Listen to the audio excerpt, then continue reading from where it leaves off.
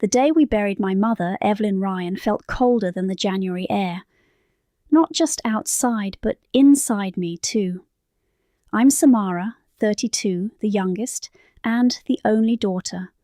My two older brothers, Gerald, 39, and Lance, 36, stood across the grave from me, stiff and unyielding.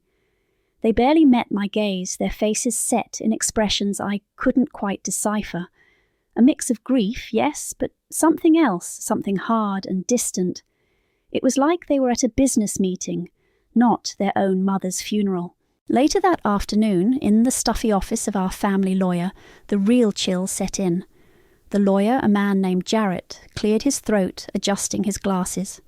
He read through the will, his voice a monotone drone, until he got to the part that made my stomach drop.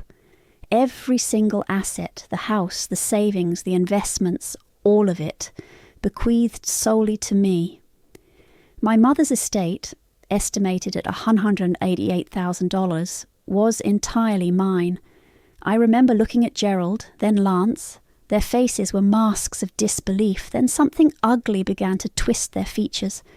I felt a surge of confusion, a desperate hope it was a mistake, a clerical error. My mother wouldn't just cut them out, would she? I went home to my quiet apartment, the silence amplifying the shock. I needed to hear her voice. I pulled up her last voicemails saved on my phone. Her voice, frail from her long illness, filled the room. "My sweet Samara," she'd whispered in one, "I love you so much. Please know, I'm so sorry for everything." Another, just days before she passed, said, Don't let them take advantage, my girl. Be strong." Her words were full of love, but also a deep, lingering regret I couldn't place. The front door of my apartment suddenly crashed open, making me jump. It was Gerald and Lance, their faces contorted with fury. Gerald's eyes, usually calculating, were blazing. "You manipulative bitch," he snarled, stepping into my living room. Lance, usually more reserved, stood behind him, his jaw clenched. "You forged it, didn't you?" Lance accused, his voice thick with accusation. "You manipulated Mom into cutting us out." "You manipulative bitch!" Gerald's voice was a raw, ugly sound, echoing in my small living room. Lance, usually the quieter one, pushed past him, his face a mask of furious accusation.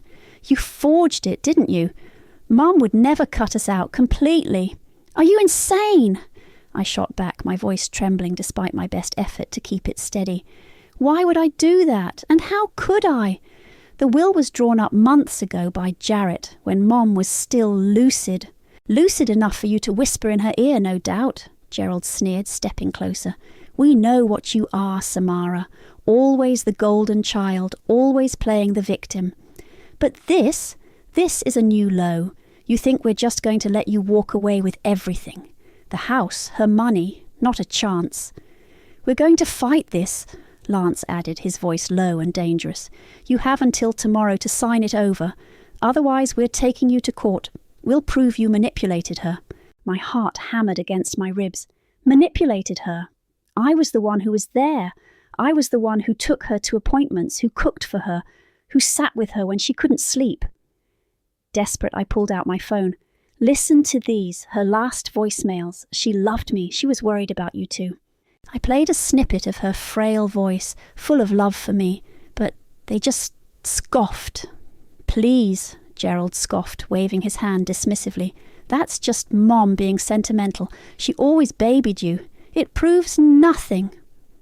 Lance laughed, a cold, humourless sound. "It proves you're desperate." They left as abruptly as they arrived, slamming the door, leaving me shaking in the silence. The world felt like it was tilting. I didn't know what to do. My first instinct was to call Hope. Hope Watson, 34, my best friend since college, was always the pragmatic one, the one who kept me grounded. "They can't do this, can they?" I whispered into the phone, tears finally starting to fall. "They can try," Hope said, her voice firm. "But they won't win. Samara, you need to get a copy of that will, and you need to secure any and all of your mom's documents. Anything that proves her intent. Don't give them an inch."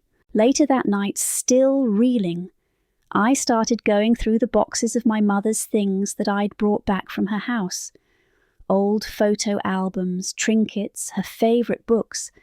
I was looking for comfort, anything to make sense of this nightmare. Tucked away in a small velvet-lined box beneath some old letters, my fingers brushed against a thick, sealed envelope. It felt heavy.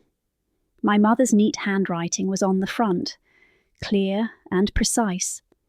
For the court. The sealed envelope marked "For the court" sat on my coffee table like a silent, ominous promise. I wanted to tear it open, but Hope's words echoed in my head. Secure any and all of your mom's documents. This felt too important to tamper with. The days that followed blurred into a nightmare of accusations. Gerald and Lance wasted no time. Within a week, the whispers started. My phone buzzed with calls from distant relatives, their voices laced with thinly veiled judgment. "Samara, I heard.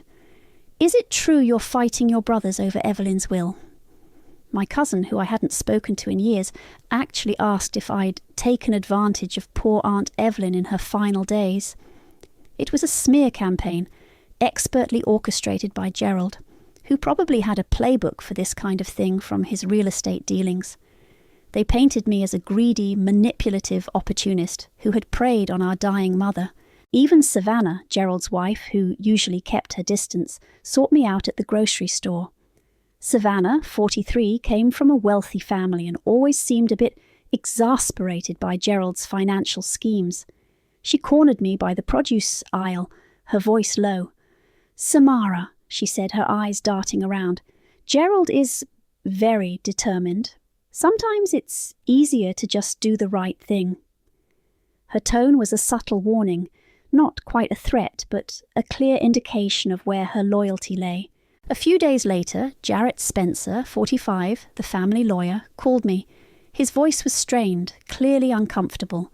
"Samara, your brothers are insistent. They're prepared to pursue this aggressively. They've suggested a settlement, perhaps a division of assets, a third each." He sounded like he was reading from a script, clearly pressured by Gerald and Lance. "It would save everyone a lot of heartache and legal fees." My heart ached. The heartache wasn't about money, it was about betrayal. My own brothers, my family, saw me as a villain. The thought was a physical blow. I had always been the quiet one, the arts teacher who avoided conflict. Now I was being dragged through the mud, my name slandered, my character assassinated. It wasn't just the inheritance anymore, it was my dignity. Then the official summons arrived. A thick envelope stamped with the court seal. They weren't bluffing. They were really doing this. As I skimmed the legal jargon, something caught my eye.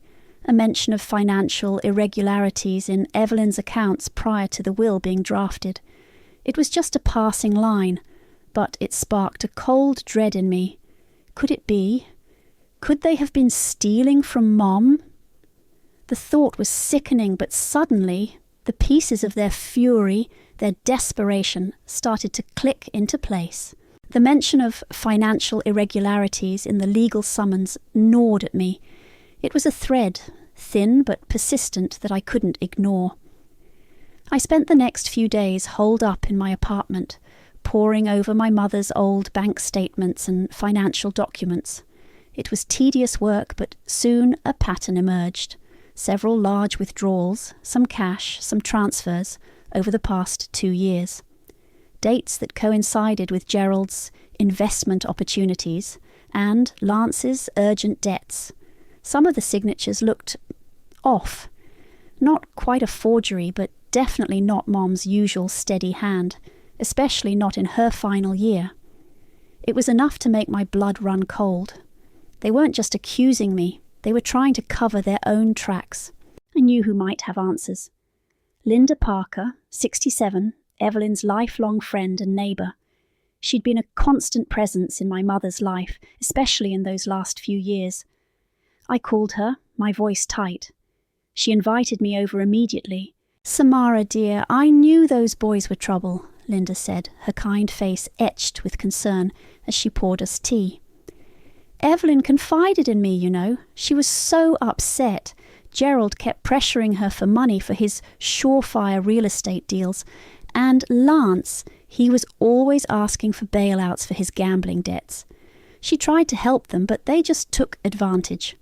She changed her will after Lance cleaned out her emergency fund for a medical emergency that turned out to be a trip to Vegas. She said she couldn't trust them anymore. She wanted to make sure you were taken care of, that they couldn't touch what was left.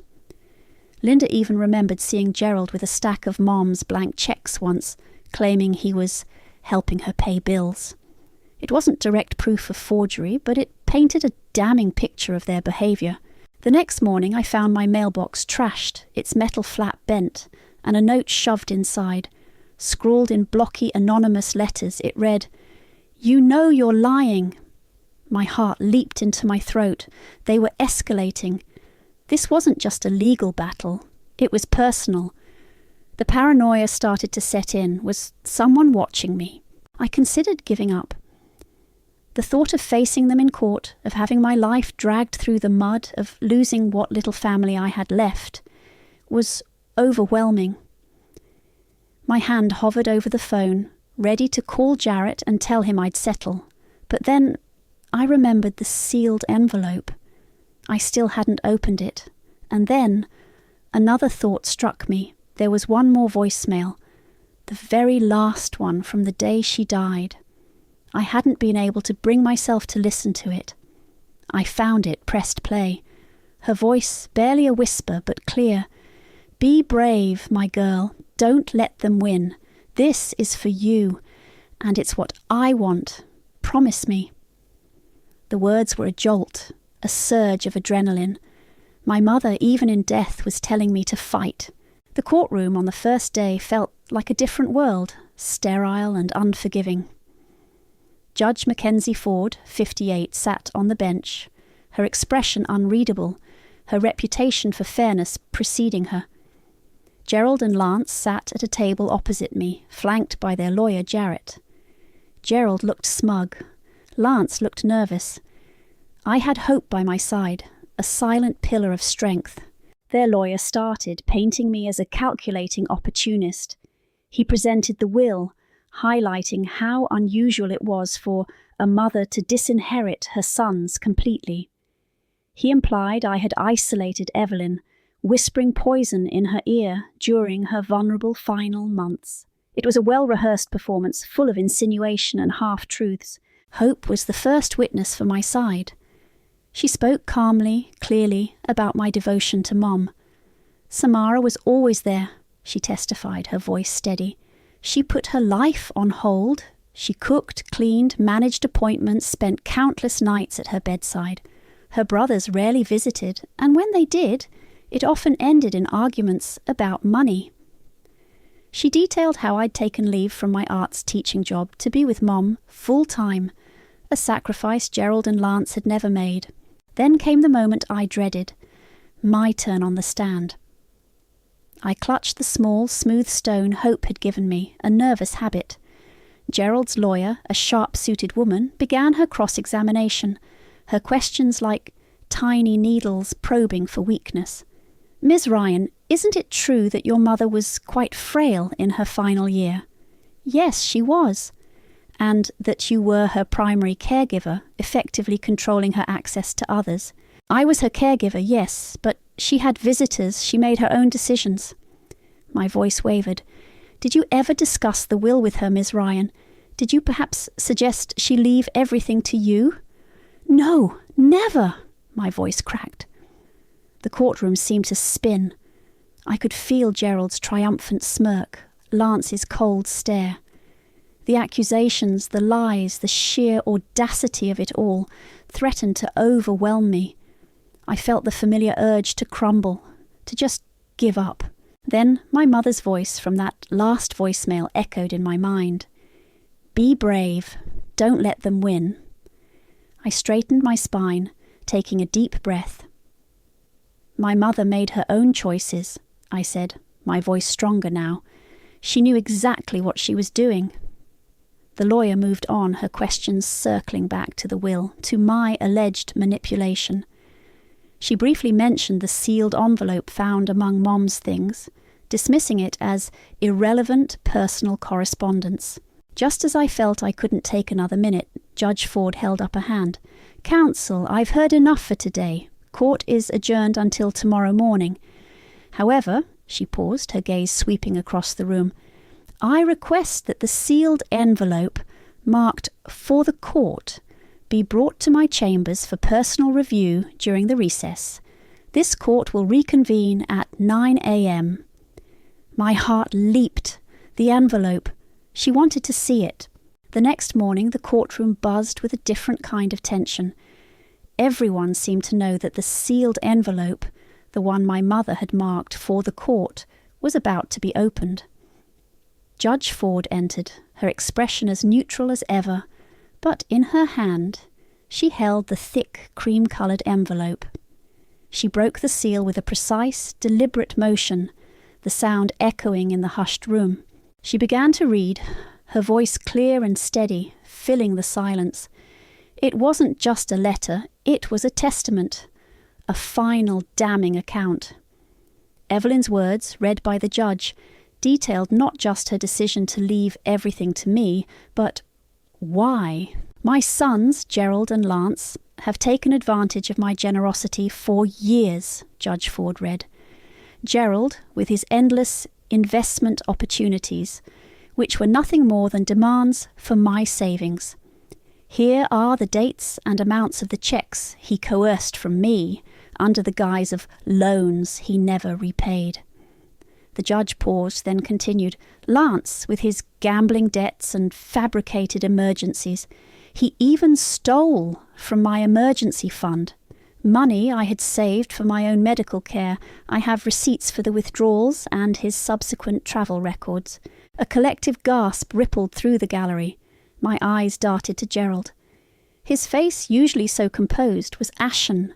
Lance, next to him, had buried his face in his hands, his shoulders shaking. The letter continued, each sentence a precise, painful blow. My mother described how I, Samara, was the only one who truly cared for her, who wasn't constantly asking for money or making excuses. She spoke of their neglect, their absence, their coldness. She even mentioned the forged-looking signatures on some of the earlier withdrawals, stating she had felt too weak and intimidated to confront them directly. "I leave everything to Samara," the judge read, her voice firm, "not out of favouritism, but out of necessity, to ensure that what little I have left is not squandered by those who have already taken so much, and to provide for the only child who truly loved and cared for me without expectation." Gerald's lawyer, looking utterly blindsided, tried to object, but Judge Ford cut her off. "Silence. The deceased's intent is clear and supported by the documented evidence within this letter." Then Lance, still hunched over, mumbled, "She's right. About some of it. I took some money. I'm sorry, Mum." His confession, though partial, was a crack in Gerald's carefully constructed facade. Gerald shot him a furious glare, but it was too late. The damage was done. Judge Ford looked directly at Gerald and Lance. "Given the overwhelming evidence presented in this letter and the admission of one of the parties, I find in favour of the defendant, Samara Ryan. The will is upheld. Furthermore," her voice hardened, "the court will be referring the documented instances of financial coercion and potential fraud to the appropriate authorities for further investigation." The gavel slammed down, a final resounding echo. I inherited everything. And my brothers? They were facing something far worse than losing money. The courtroom drama didn't stay confined to the courtroom for long. Someone, probably a court reporter or a legal assistant, leaked the contents of my mother's letter to the local media. Within days, the story was everywhere. "Mother's dying letter exposes son's betrayal," one headline blared. "Inheritance battle reveals family secrets," another read. Gerald and Lance's reputations, already tarnished by the lawsuit, imploded, Gerald, the ambitious real estate agent, was the first to fall. His company, keen to distance itself from the scandal, let him go. Suddenly, his surefire deals looked less appealing when potential clients knew he'd tried to defraud his own mother. Savannah, true to her subtle warning, didn't waste time. I heard through the grapevine that she filed for divorce a week later, citing irreconcilable differences and likely eager to protect her family's wealth from his public disgrace. Lance's downfall was quieter, but no less devastating. His gambling debts, which my mother had mentioned, weren't just a family secret anymore. Creditors, emboldened by the public exposure, started hounding him. He lost his job at the local hardware store, unable to face the whispers and stares. I had won. Justice was served. My mother's wishes were honoured. But the victory felt hollow. The satisfaction I'd expected, the sweet taste of revenge, was replaced by a profound emptiness. My family, what little was left of it, was permanently destroyed. There was no going back. The brothers I'd once looked up to, despite their flaws, were now strangers, their faces forever etched with the ugliness revealed in court. A few weeks later, I found myself at my mother's grave. The spring flowers I'd planted were starting to bloom.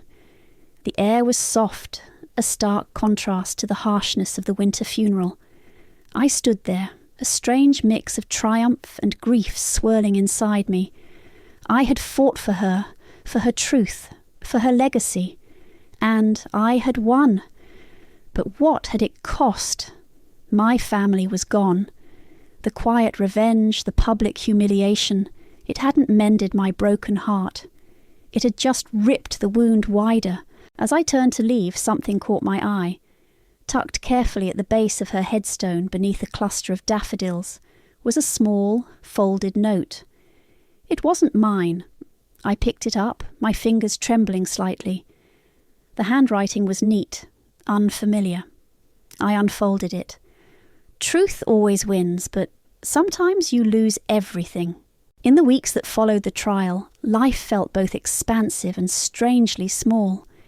The inheritance, the $188,000, sat in my bank account, a tangible symbol of both my victory and my profound loss. I had the freedom I hadn't known I craved, but the quiet of my apartment often felt heavier than before. My mother's presence, though, was stronger now, not just in memories, but in a sense of respect. A quiet affirmation that I had done right by her. Hope was a rock. We spent more time together than ever, not just talking about the legal battle, but about everything else. She helped me navigate the practicalities of the inheritance, but mostly she just listened. Linda, too, became a constant.